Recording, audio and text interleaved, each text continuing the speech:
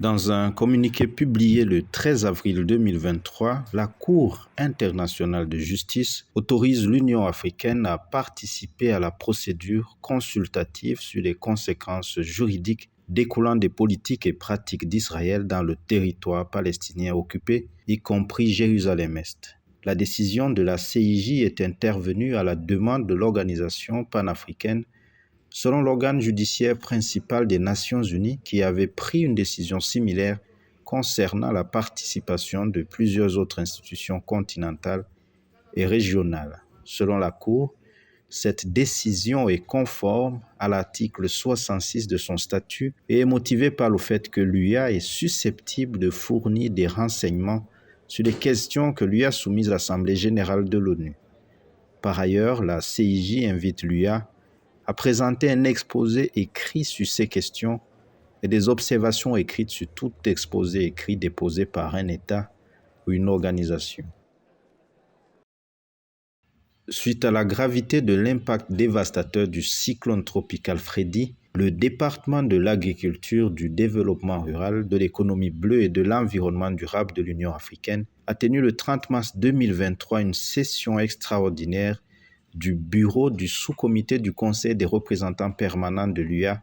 sur le Fonds spécial d'assistance d'urgence pour la sécheresse et la famine en Afrique. Ceci pour discuter des soutiens apportés au Malawi, au Mozambique et à Madagascar, frappés du 6 février au 15 mars 2023 par le cyclone tropical Freddy. Plus de 400 personnes ont été tuées et des milliers de maisons ont été détruites. Face à cette situation,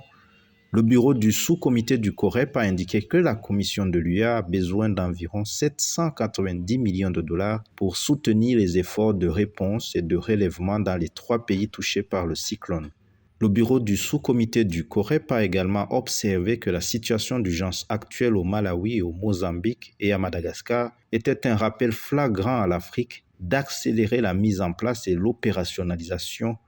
du mécanisme panafricain de protection civile pour la préparation et la prévention des catastrophes. Tenue les 3 et 4 avril 2023 à Addis Abeba en Éthiopie, la 13e conférence des parties de l'Africa Risk Capacity a fait écho de la nécessité d'agir d'urgence pour faire face à l'augmentation des risques de catastrophes sur le continent